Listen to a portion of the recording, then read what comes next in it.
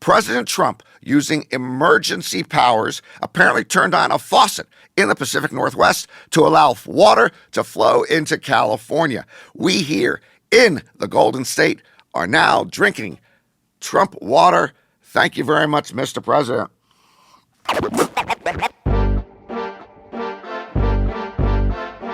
Norman Chad. Norman Chad. Welcome to Gambling Mad with Norman Chad. I am Norman Chad. Coming up today on the program, Donald Trump is throwing a lot of people out of a lot of countries. Who does he think he is? My iPhone is dying and Apple wants me to buy another one. Who do they think they are? And people are claiming the NBA is all but dead. Who are they to tell me? Gambling Mad, as always, brought to you by Fritos, picked fresh off of Central California trees every morning, direct to your local retailer every afternoon. And by the refreshing taste of Fresca. Fritos and Fresca. It's a meal. My apologies to anyone within the sound of my voice today. I am losing it. Spent a lot of time over the weekend shouting at a lot of people, trying to take care of business for you and me. And I'm so dedicated to this job, no matter how bad my voice gets today, I am here for you on Gambling Mad. So the Kansas City Chiefs are headed back to the Super Bowl again. And the information superhighway is gridlocked with P-brains from Poughkeepsie shouting, the whole thing is rigged. They took my Okay, job. are these NFL games rigged? No. You want to know what's rigged and fixed? Wall Street, Hollywood, Washington, the WWE, and most arranged marriages. Everybody tired of the Chiefs winning or tired of Taylor Swift cheering in a luxury box is telling me that the Chiefs get all the calls or the NFL purposely favors the Chiefs. Okay, is it possible the Chiefs have gotten a lot of favorable calls in recent seasons? Sure it is. We saw a couple last week against the Bills. Okay, it's also possible, my friends, that the Jacksonville Jaguars have gotten a lot of favorable calls in recent seasons, but nobody gives a rat's ass about the Jaguars. The Chiefs are on national TV a whole bunch, so more people see their games and more people just blather on about what they see. Folks, it is a hard game to officiate. Mistakes are made. You have 7 officials on the field watching 22 players. In the NBA, you have 3 officials on the court watching 10 players. So we're talking about 1 official for every 3 players. You know, maybe, just maybe, here's a solution. The NFL uses 22 officials, 1 per player, and the NBA should use 10 referees, 1 per player. And I'll tell you a couple of things right off the bat. 1, they will still make mistakes. And 2, people will still shout to the high heavens that it's all rigged and fixed. We'll get to the fixed thing in a moment. And by the way, 22 officials for 22 players. You could have had 75 observers at a Jeffrey Epstein party, and you'd still miss half the sexual misconduct going on. The thing is, if you called every infraction at an NFL or NBA game, it would be a flag fest and a foul fest. The officials do use some discretion and judgment. Trust me, in his prime, Shaquille O'Neal would get fouled 15 times a game. LeBron James gets fouled 15 times a game. Did you really want to see Shaq taking more free throws back in the day? Okay, let's turn our attention to the conspiracy theorists who contend the NFL is rigged. Okay, show me the chain of command on this. Show me the paper trail. I mean, somewhere along the way, you'd think we'd hear from somebody involved in this nefarious process. Yeah.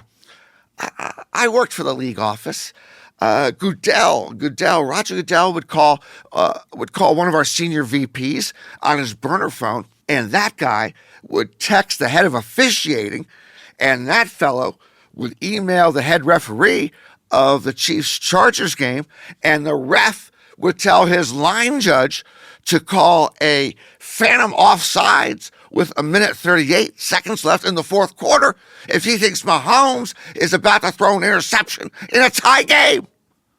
You know why the NFL was a better game in the 1930s, 40s, and 50s? Nobody saw any of the games. No TV. No controversy. People complain these days, by the way, that the NFL doesn't have full-time officials. Hey, in 1940, the people officiating the NFL championship game were a librarian, a postal clerk, a fellow who delivered milk, the deputy sheriff of Mayberry, RFD in North Carolina, and some fellow they called Uncle Ned who brought all the whistles. Get out of here with all this stuff. I don't want to hear it.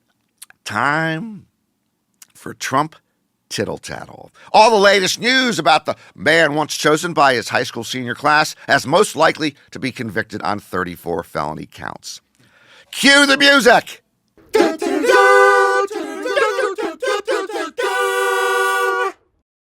President Trump instituted a sweeping crackdown on undocumented immigrants, inadvertently detaining half of his housekeeping and gardening staff at Mar-a-Lago. President Trump's plan for the Gaza Strip is to relocate more than 1 million Palestinians to other countries. This is rather impressive. He is now looking to deport people from other people's countries. President Trump wants to reassign 88,000 IRS agents to the border. His plan is to audit every deported illegal migrant on their way out, with all unpaid taxes collected transferred directly to Dictator Don's 2028 inauguration fund. Florida Congresswoman Anna Paulina Luna introduced legislation to add President Trump onto Mount Rushmore. I don't make this stuff up. This is true. Representative Luna wants him on Mount Rushmore tomorrow. Representative Luna, with all due respect, the man was impeached twice in his first term, and he is about 2 weeks into his second term. Not sure he has Mount Rushmore bona fides yet, but we'll check back in 2 weeks. 85% of Greenlanders surveyed said they do not want to become part of the United States. President Trump hailed the landslide victory and sent Eric North to scout locations for new Trump Golf Club resorts. President Trump visited Las Vegas, including a trip inside Circa Casino. The last 3 times Trump had walked a casino floor, at Trump Taj Mahal, Trump Plaza, and Trump Castle in Atlantic City, each property went belly up several days later. President Trump, using emergency powers, apparently turned on a faucet in the Pacific Northwest to allow water to flow into California. We here in the Golden State are now drinking Trump water. Thank you very much, Mr. President.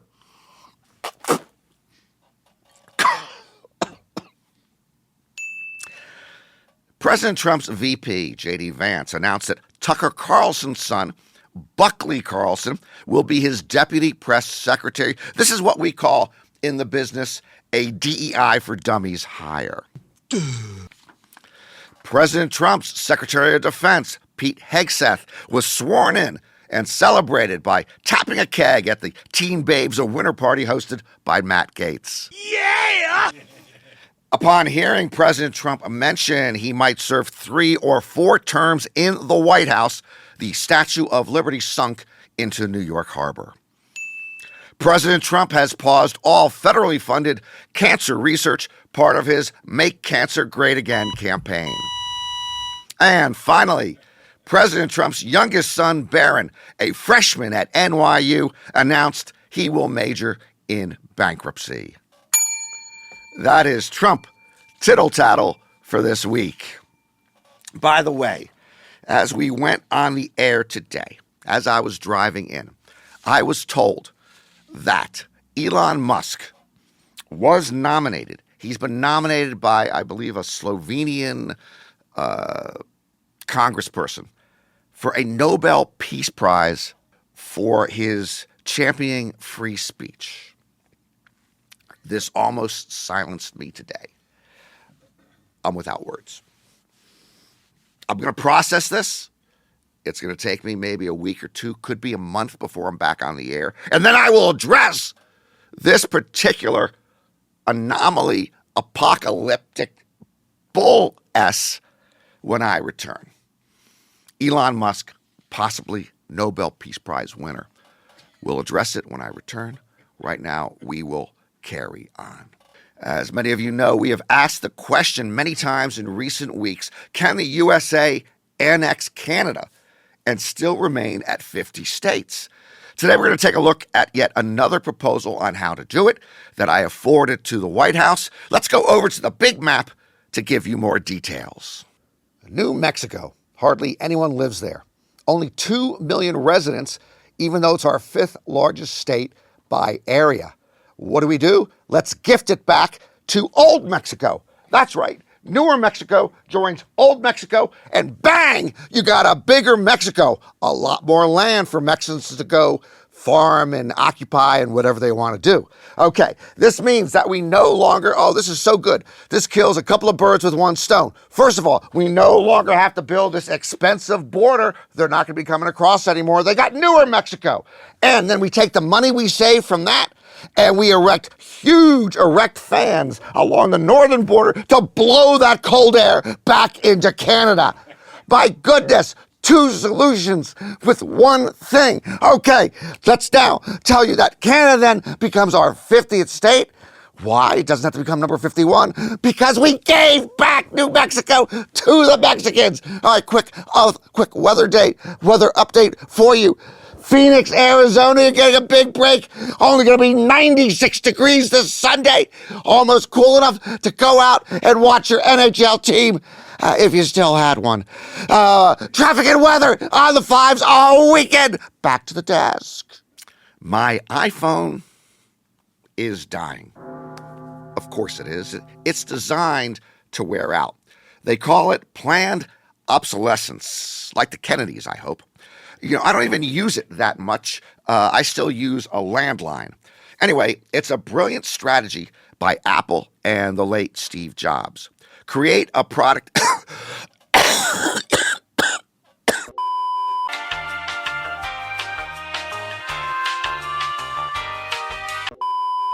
Create a product everyone wants. Then, 1, make sure it breaks down just often enough so everyone's got to buy another one. And 2, keep adding features to each model so you can continue justify raising the prices and you create a whole buzz and demand to get that new phone. It is capitalism at its cynical finest. Exploit your customer base and squeeze every single penny out of them. So essentially, Apple is robbing us while pretending to cater to us. Planned obsolescence, what a concept. In a way, the American automobile industry was doing this in the 20th century until Japanese cars hit the U.S. market. Chevys and Fords were low-performing piles of garbage that needed to be replaced every 3 or 4 years. Then we got our first taste of Toyotas and Hondas and Nissans, cars that got better gas mileage and lasted longer, and the U.S. industry, the car industry, had to adjust to survive. Anyway, smartphones are smart business. They hooked us on an indispensable necessity, and they keep enhancing it so that we have to crave the latest version. Actually, maybe that's the beauty and the brilliance of the Kardashian gals. Show them just a little leg and booty at first.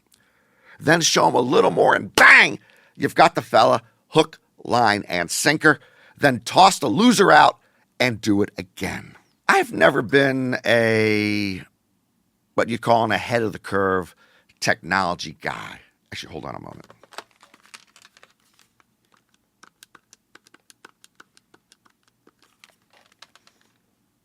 Hey, Wells Fargo, Norman Chad. Can I cancel a check that I wrote yesterday? Yeah, it might bounce. It was for my annual subscription to TV Guide. Yeah, check number 329. Appreciate it. Great customer service. Thank you. What are we talking about? Technology. Okay. Technology hit me in the head the other day, and all I saw were stars. It was dreamy. My buddy Jesse Fullen dragged me to Cosm, Los Angeles, an immersive venue in Inglewood, California, to witness the Wrexham Birmingham City EFL soccer match live. I virtually never watch soccer on TV. I haven't been to a live match since I was paid to go to cover the 1986 World Cup in Mexico City. This, at Cosm, this was otherworldly. It was better than sex, and you got to eat and drink while doing it. We were 5,200 miles away from the event with the best seat in the house. It was as if we were in the stadium in Wrexham, Wales, without the traffic or the hassle or the cold weather. With this immersive technology, just imagine sort of a massive curved flat screen that is life-size and life-changing. You're at the game, but you're not. You're in the stadium, but you're not. And even if you don't have the best virtual seat, we were in the corner near one of the goals. The camera angle changes as the ball moves, allowing you to have stunningly good views no matter where the action is. Cosm venues at the moment are only in LA and Dallas. They are expanding fast later this year to other markets. General admission for this event was $20. The club seats we had were sort of pricey. I think they were about $80 each. I didn't pay much attention because Jesse was paying. And now I am a Wrexham fan. I am now a de facto Wrexham season ticket holder. My plan is to attend every home game they offer, assuming I can wake up in time to make the 15-minute drive from my LA home to the Cosm Theater in Inglewood. Oh, by the way, Jesse's not going to be around for the next one, which is coming up in a few weeks, so I do need someone maybe to drive me to the game if possible, buy me a seat, and, I'll go with you. Hit me up on X. I am at Norman Chad. My old friends at the Rio Hotel and Casino, home of the World Series of Poker from 2004 to 2022, have been emailing me and many others who used to stay there with a 4 complimentary room night offer. Not bad. Sure, it's only good Sunday through Thursday nights, but that's okay. I can paint that town red on weekdays. And it's 4 complimentary nights. Oh, plus, then it says down below in smaller print, resort fee applies. Oh, does it? A resort fee, really? That happens to be, in this case, $56.69 a night. So, in effect, Mr. and Mrs. Rio, or whoever runs the joint now, you are not offering me a free room for 4 nights. You're offering me a $56.69 room for 4 nights. That would come to $226.76 for the stay, not including the daily parking charges or the $8 bottles of water. You see the difference? Free's not free. Free is not free. Free is a lot. Me and Blue are tired of this. Yeah, I travel with Blue everywhere. You stick us with a resort fee, I sneak in my pit mix. FYI, the Federal Trade Commission has stepped up. Last month it said it will soon require hotels to disclose all fees up front when they list prices. Frankly, this just means that the resort fee will be absorbed into the room rate. At least it won't surprise you as it does now when it's a separate charge on top of the advertised room cost. Either way, we are screwed. Let's just move on and try not to think about it. Before we wrap up, I'm going to say this one time and one time only. The NBA is not dying. It's alive and kicking. The sexy narrative out there right now is that the NBA is dead. No successors to LeBron or Steph, too many Euro stars, and too many three-point shots. Well, we're anything but sexy here at Gambling Mad, so we say this. Fiddlesticks! NBA game attendance is at a record high. The NBA just signed a media rights deal through 2035, which will pay $76 billion. National ratings are down a little bit at the time, but local market viewership remains steady. And I have nothing but love for the current crop of Euro stars. Jokic, Giannis, Luka, Wemby. All of them one-name icons in their prime. Other stars will emerge as well. They always do. Plus, the NBA has worldwide appeal that the NFL and MLB lack. American football is played in about 75 nations. Baseball is played in about 100 nations. Basketball, it's played everywhere in nearly 200 nations. No other game has the worldwide appeal of basketball, with the possible exception of Racco. Hey, maybe you're asking, why do I have 2 Racco games within arm's reach? In case I lose one! That'll do it for another edition of Gambling Mad with Norman Chad. I am the sore-voiced Norman Chad. Hope to see you again next time. And remember, if you're gonna roll the dice, make sure they're loaded. I am a beta male, and I'm proud of it. I am proud of the fact that I let women tell me what to do. I am proud of the fact that I am overly sensitive to those in need. On the other hand, I'm a little tired of being called a beta male as if it's a bad thing. By the way, I'm not only a beta male, I'm also a shallow stater. I spent some time in the deep state, but frankly, it was just a little too deep for me. So are beta males such as myself weak and submissive and feeble-minded? Maybe. What of it? We're also nurturing and reliable, thoughtful and supportive, caring and cooperative, easygoing and good-natured. I wouldn't hurt a fly. Heck, if I had a fly swatter, I would use it to carry a fly back to safety outside, or maybe I'd use it to cook a fried egg if I didn't have a skillet. You want me to be an alpha male? Sure. I can transform into an aggressive, dominant, assertive dude who oozes masculine energy. Already on weekends, I sometimes become a giga Chad. Yeah, look it up, you hockadoodles. But absolutely, positively, nothing gets me more riled up than some smug-ass Sigma male wannabe hump and a half calling me a beta male. It makes me gambling mad!